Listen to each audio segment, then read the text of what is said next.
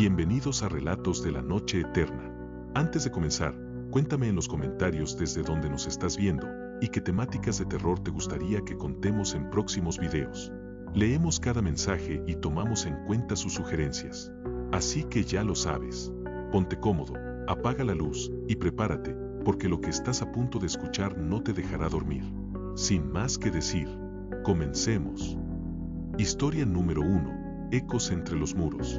Nunca fui creyente de lo paranormal. Crecí pensando que las historias de fantasmas en las cárceles eran inventos para asustar a los nuevos, cuentos que circulaban en la oscuridad para pasar el tiempo. Hasta que me tocó vivirlo. En el 2014 trabajaba como custodio en un penal viejo, uno de esos que llevan décadas en pie y que se ven tan deteriorados que parece que los muros sangran óxido. El penal de San Bartolo, en el sur de México, tenía fama de ser uno de los más violentos del estado. Allí adentro, las reglas eran otras, y lo que pasaba tras las rejas pocas veces salía a la luz. Era un turno de noche, el tercero consecutivo esa semana. Me habían asignado el pasillo C, el más apartado, donde estaban las celdas de aislamiento. A los reclusos de ahí no se les permitía convivir con otros, y la mayoría estaban encerrados por violencia extrema o por su seguridad personal. El pasillo C siempre me ponía nervioso, pero no por los presos. Lo que inquietaba era el silencio. Apenas llegué, el guardia del turno anterior me entregó las llaves y murmuró: "Si escuchas que te llaman por tu nombre, no contestes". Lo dijo sin mirarme, como si no quisiera que yo le preguntara más. Pero no pude evitarlo. ¿Por qué? Mejor no preguntes, respondió, y se fue sin despedirse. Me quedé solo, con las luces amarillentas iluminando apenas el concreto gastado y las rejas oxidadas. A las celdas de aislamiento se llegaba por un pasillo estrecho y largo, con puertas metálicas a cada lado. Esa noche solo había 3 ocupadas, las demás estaban vacías, pero igual cerradas con llave. Pasadas las 2 de la mañana, mientras revisaba mi ronda, escuché un golpeteo metálico a lo lejos. Venía de una celda que yo sabía que estaba vacía. Caminé hacia allá, sintiendo como mis pasos resonaban demasiado fuerte en el pasillo. Cuando llegué, el sonido se detuvo. Acerqué la linterna a la mirilla, nada. El interior estaba oscuro, pero podía distinguir el catre, el retrete y la pared descascarada. Me di media vuelta y fue entonces que escuché mi nombre, susurrado, justo detrás de mí. Miguel. Me giré de golpe. El pasillo estaba vacío. Revisé todas las celdas cercanas. Los 3 internos dormían o al menos fingían hacerlo. El silencio volvió, pero esta vez no me dio tranquilidad. Sentí que me observaban desde algún punto que no podía ubicar. Seguí con mi ronda, pero en cada vuelta que daba por el pasillo C, tenía la sensación de que las sombras eran más densas, como si la luz no pudiera penetrar del todo en ciertos rincones. Poco después, mientras anotaba en el registro, escuché algo que me heló, una voz femenina llorando, suave pero clara, proveniente del fondo del pasillo. Lo extraño es que en esa zona no había mujeres. No había forma de que ese sonido estuviera ahí. Caminé lentamente, con la linterna temblando en mi mano. El llanto se intensificó a medida que me acercaba a la última celda vacía. Me incliné hacia la mirilla y contuve el aliento. Dentro no había nadie, pero la cama estaba hundida, como si alguien estuviera sentado sobre ella. Retrocedí, en ese momento, sentí un golpe seco en la reja desde adentro. Fue tan fuerte que di un salto hacia atrás. La linterna se me cayó y rodó por el piso, proyectando haces de luz erráticos. El llanto cesó de inmediato. Cuando recuperé la linterna, noté algo nuevo. En la pared de la celda, junto a la puerta, había marcas. No las había visto antes.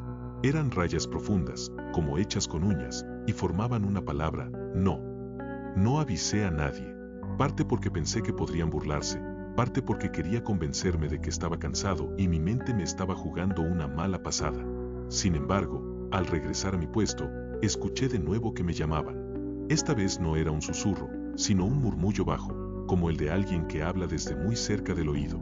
Me quedé quieto, intentando identificar de dónde venía. Y entonces lo vi. A unos 10 metros, parado frente a una celda vacía, había un hombre alto, vestido con uniforme de preso, pero con la cabeza inclinada hacia un lado de manera antinatural. No podía verle la cara, estaba en sombras. Avancé un paso y la figura retrocedió lentamente hacia la celda. Cuando llegué, estaba vacía. Busqué en todos los rincones, revisé el candado, seguía intacto. No había forma de que alguien hubiera entrado o salido. El resto de la noche fue una mezcla de ruidos extraños, pasos que no eran míos, susurros incomprensibles, golpes secos en las paredes. Cada vez que trataba de seguirlos, me llevaban de una celda a otra, como si alguien estuviera jugando conmigo. Al amanecer, cuando me relevó el siguiente turno, no dije nada. Solo quería salir de ahí. Pero antes de irme, un interno del pasillo se me llamó desde su celda. Era un hombre mayor, de mirada cansada. Tú también los escuchaste, ¿verdad? Me dijo. ¿A quiénes?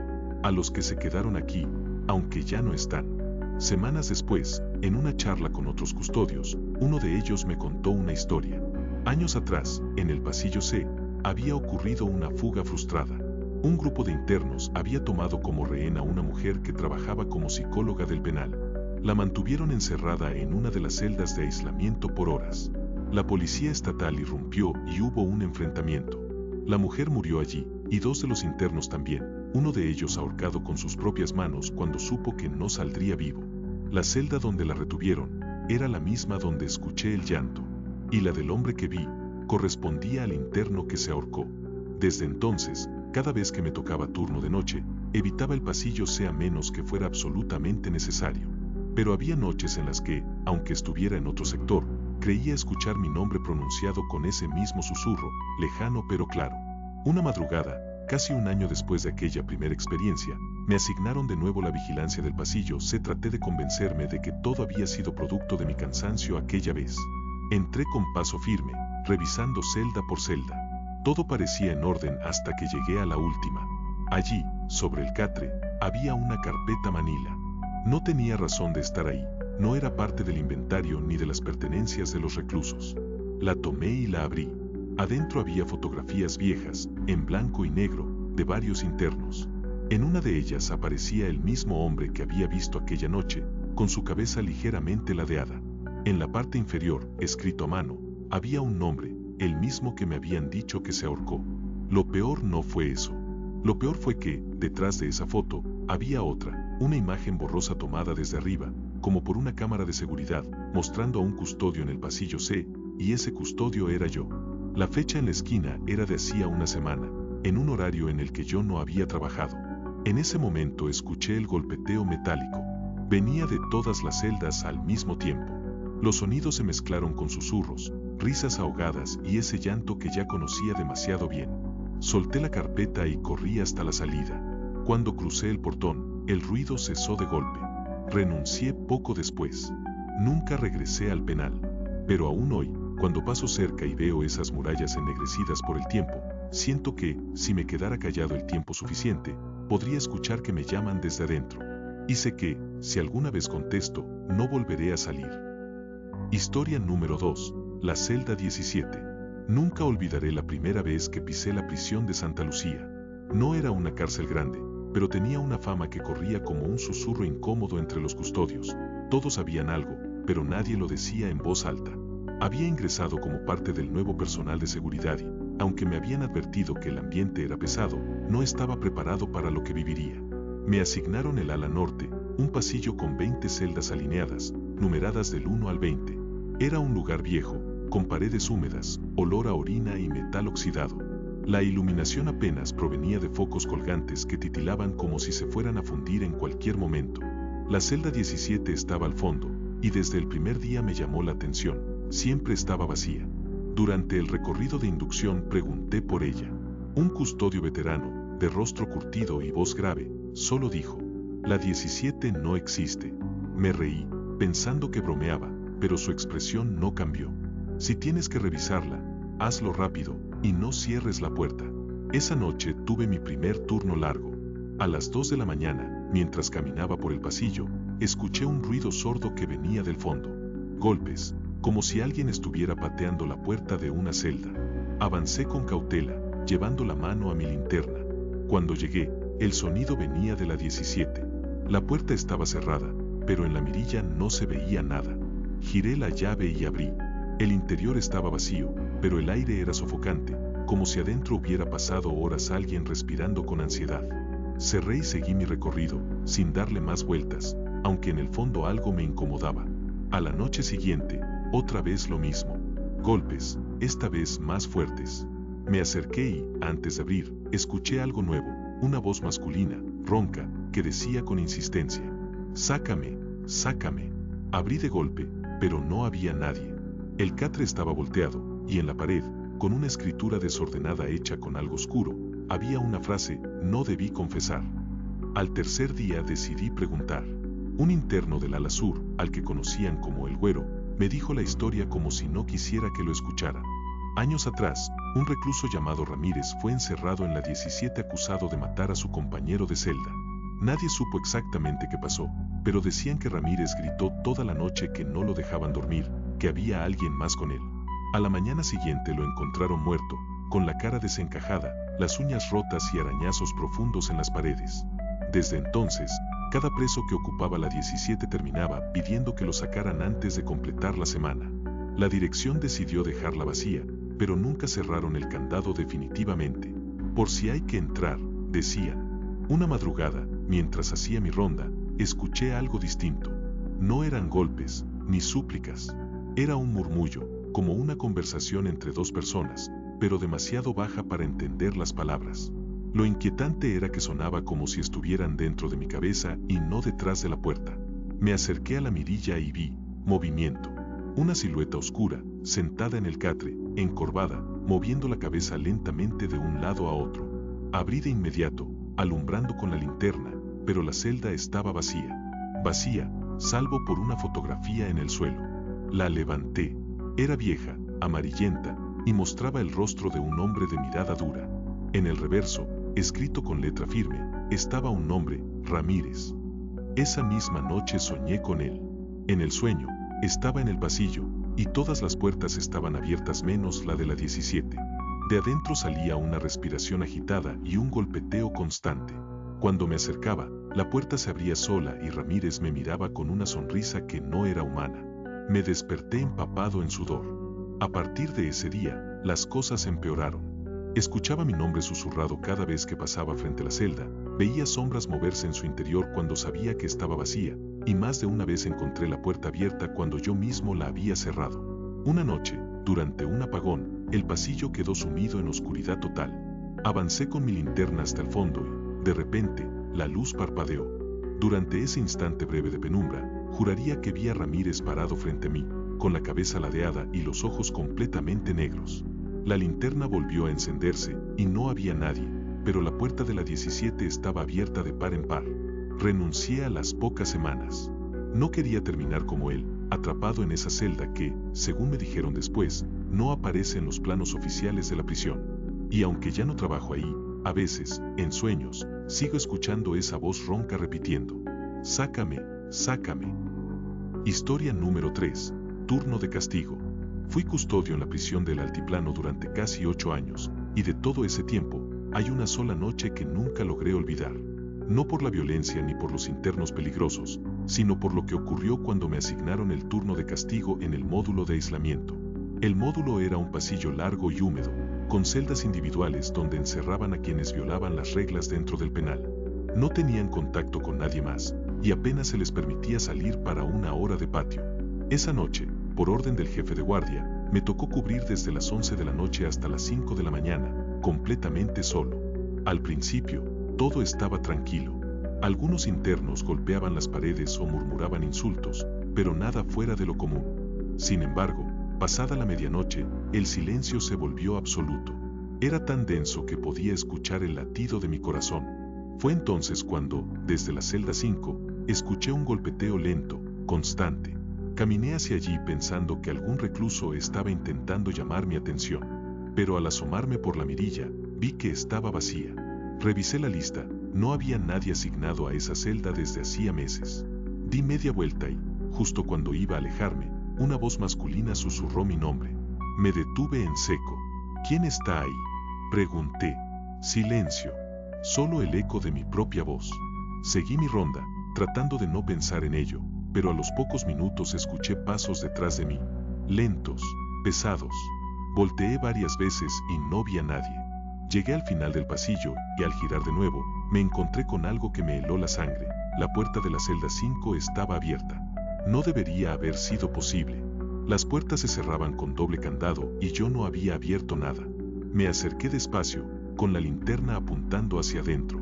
La luz iluminó un catre oxidado y, sentado en él, un hombre encorvado, vestido con uniforme viejo, grisáceo. Su piel era pálida, casi traslúcida, y no levantaba la cabeza. ¿Quién le abrió?, le pregunté, sin recibir respuesta. Di un paso adentro y, en ese momento, la luz parpadeó. Cuando volvió a encenderse, la celda estaba vacía. Salí de inmediato y cerré la puerta, asegurando los candados. Intenté convencerme de que mi mente me estaba jugando una mala pasada, pero al pasar frente a la mirilla de nuevo, lo vi otra vez, sentado en el mismo lugar, inmóvil. Durante el resto de la noche, la voz siguió llamándome. A veces estaba lejos, a veces tan cerca que parecía susurrarme al oído. En más de una ocasión escuché golpes en varias puertas al mismo tiempo, como si todos los internos golpearan al unísono, pero cuando revisaba, todos dormían. Al final del turno, le conté al custodio que me relevó lo que había visto. Solo sonrió con una mueca amarga y dijo: «Ese es el pastor. Mató a 2 reos aquí mismo, hace más de 10 años. Lo encontraron muerto en la celda 5. Desde entonces, los nuevos siempre lo ven, y siempre, empieza por llamarlos por su nombre». No volví a pedir turno en el módulo de aislamiento, pero hasta el día de hoy, cuando cierro los ojos, puedo sentir ese susurro frío detrás de mí, como si siguiera esperando que le conteste. Historia número 4, la última ronda. Nunca quise trabajar en una cárcel.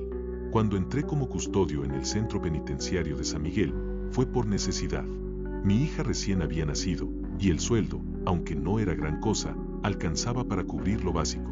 Al principio pensé que me acostumbraría a la tensión diaria, al ruido metálico de las rejas cerrándose, a las miradas hostiles de los internos. Me equivoqué. Hay cosas que nunca se vuelven normales, y otras que, simplemente no deberían existir. El edificio era viejo, con muros gruesos manchados por décadas de humedad y óxido. Las noches eran lo peor, el silencio nunca era completo. Siempre había un murmullo, un golpe lejano, pasos que parecían seguirte desde las sombras. Los custodios veteranos hablaban de eso como si fuera parte del lugar, como si la cárcel misma estuviera viva y respirara junto a nosotros. En mi tercer año de trabajo me asignaron, por primera vez, la vigilancia del ala de aislamiento durante el turno nocturno. Eran las celdas más apartadas, donde encerraban a los internos más peligrosos o a los que estaban en riesgo. Celdas frías, sin ventanas, con una sola ranura en la puerta para pasar la comida. El pasillo era largo y estrecho, iluminado por un par de focos colgantes que proyectaban sombras irregulares. La guardia comenzó tranquila. A la 1 de la madrugada, mientras anotaba en el registro, escuché un golpe metálico en la celda número 12. Revisé la lista, estaba vacía. Llevaba desocupada más de 2 años, según el inventario. Caminé hacia allá con la linterna encendida. El golpe se repitió, esta vez más fuerte. Me acerqué a la mirilla y apunté la luz adentro. El catre estaba apoyado contra la pared, y en el suelo, algo brillaba. Abrí la puerta con cautela. El aire que salió de la celda estaba helado, mucho más frío que en el pasillo. En el centro había una cuchara metálica, doblada como si alguien la hubiera retorcido con las manos. No entendía cómo había llegado allí. Cerré de nuevo y volví a mi puesto, intentando no pensar demasiado. Sin embargo, mientras seguía anotando, empecé a sentir que alguien me observaba. Era una sensación tan clara que me giraba cada pocos segundos.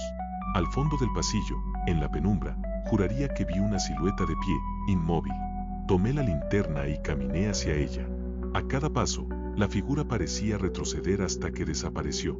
Me quedé frente a la celda 12, y entonces escuché, nítido, un susurro. «No es hora todavía». Me quedé helado. Abrí la puerta de golpe, estaba vacía. Cerré rápido, con la piel erizada. Minutos después, comenzaron los ruidos en otras celdas, golpes, rasguños en el metal, murmullos que no lograba entender. Revisé a los pocos internos que había allí, todos dormían o fingían dormir. Pero lo peor fue lo que ocurrió cerca de las 3 de la mañana. Escuché pasos detrás de mí. No eran imaginarios, el eco metálico era claro. Me giré y vi a un hombre alto, vestido con uniforme de preso, avanzando lentamente hacia mí. Su cabeza estaba inclinada hacia un lado, y sus manos colgaban como si fueran demasiado pesadas. No pude ver su rostro, estaba cubierto por una sombra densa, como humo negro. «Alto ahí», dije, llevándome la mano al bastón. «Identifícate». El hombre no se detuvo. Cuando estaba a unos 3 metros, levantó la cabeza. Sus ojos eran completamente blancos. No sé si grité, pero recuerdo retroceder hasta que choqué contra la pared. Parpadeé y había desaparecido. Me temblaban las manos. Corrí hasta la oficina más cercana y llamé por radio al guardia del módulo contiguo. Le pedí que viniera. Cuando llegó, lo encontré mirándome con una mezcla de pena y resignación. «¿Ya lo viste?», dijo, sin que yo le contara nada. «¿Qué cosa?», pregunté, todavía agitado. «El del 12. Aquí todos lo hemos visto». Me contó que, hace unos 15 años, en esa celda encerraron a un preso apodado el cura. No era sacerdote, pero así le decían porque siempre hablaba de religión y decía que Dios lo protegía. Una noche, en una riña, lo apuñalaron varias veces. No murió de inmediato. Lo dejaron desangrarse en el suelo de la celda 12, pidiendo ayuda que nunca llegó. Cuando lo encontraron al amanecer, su cabeza estaba ladeada, igual que la figura que vi. A partir de entonces, cada tanto, algún guardia o preso aseguraba verlo caminando por el pasillo de aislamiento. Algunos decían que lo habían escuchado rezar, otros que susurraban nombres de personas que después sufrían accidentes dentro del penal. No quise escuchar más. Pedí un cambio de turno, pero esa noche todavía no había terminado. Faltaban 2 horas para el relevo y tenía que seguir patrullando. La tensión crecía a cada minuto. En un momento escuché un golpe seco detrás de mí. Me giré y vi que la puerta de la celda 12 estaba abierta. Eso no debía pasar, la había cerrado con llave yo mismo. Me acerqué con el corazón latiéndome en la garganta. Dentro, el catre estaba en su lugar, pero en la pared había algo nuevo, con lo que parecía sangre seca. Alguien había escrito mi nombre. Debajo, la frase, «No es hora todavía». Retrocedí sin quitarle los ojos de encima. Cerré la puerta y me alejé lo más rápido que pude. No volví a acercarme, aunque durante el resto de la noche escuché la misma voz, cada vez más cerca, repitiendo esa frase una y otra vez. Cuando el relevo llegó al amanecer, salí del módulo sin despedirme. Durante varios días no hablé de lo ocurrido. Tenía miedo de que pensaran que estaba perdiendo la cordura. 2 semanas después, un interno murió en el pasillo de aislamiento. No fue por riña ni enfermedad, lo encontraron colgado en su celda, la número 12. Nadie entendía cómo había llegado ahí, porque no estaba asignado a esa celda. Desde entonces, nunca más acepté trabajar en el aislamiento. A veces, en las noches de insomnio, recuerdo su voz y la forma en que me observaba desde la penumbra. Y me pregunto cuánto falta para que llegue mi hora. Porque, en el fondo, sé que algún día volveré a escucharlo decir mi nombre. Y esta vez, tal vez no me dé tiempo de correr. Historia número 5. Los gritos del pabellón B. No sé en qué momento empecé a creer que las cárceles guardaban algo más que criminales. Quizá fue esa noche, en el penal estatal de Loma Verde, cuando tuve mi primer turno nocturno en el pabellón B. Era un edificio viejo, de los primeros que se construyeron en el lugar, y que ya casi no se usaba porque el techo filtraba agua, las luces fallaban y el olor a humedad te calaba hasta los huesos. Los custodios veteranos evitaban ese pabellón. Decían que ahí habían pasado cosas que era mejor no recordar. Yo pensé que exageraban, que solo querían asustar al nuevo. No era del todo nuevo, llevaba 6 meses en el penal, pero sí era la primera vez que me asignaban esa zona. Esa noche el clima estaba insoportable, llovía a cántaros, y el viento golpeaba las paredes como si quisiera arrancar el techo. Entré al pabellón con mi linterna y el registro de ronda. Las celdas estaban vacías, salvo por 3 en las que había internos castigados por riñas recientes. El resto, puro óxido, paredes agrietadas y colchonetas viejas tiradas en el piso.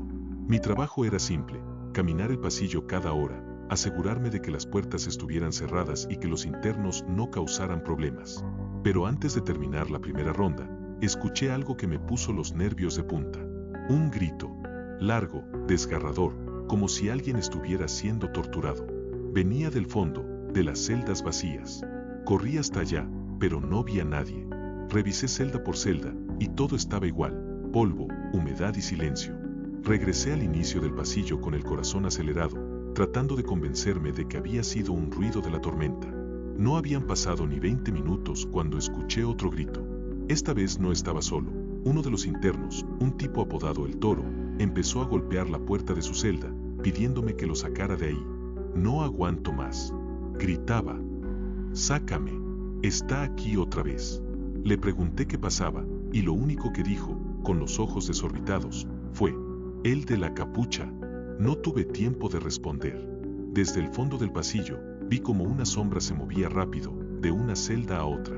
La linterna temblaba en mi mano, pero logré enfocar. No era un interno. Era una figura alta, delgada, cubierta con una capucha negra que ocultaba su rostro. Se movía de forma antinatural, como si no tocara el suelo. Avancé un paso, y la figura se detuvo, girando lentamente la cabeza hacia mí. No vi sus ojos, pero sentí que me miraba. El aire se volvió pesado, y mi respiración se aceleró. Sin darme cuenta, di un paso atrás, y en ese instante, la sombra desapareció. Quise reportar lo ocurrido por radio, pero solo se escuchaba estática. Maldije mi suerte y decidí terminar la ronda lo más rápido posible. Sin embargo, cuando pasé frente a una de las celdas vacías, escuché murmullos.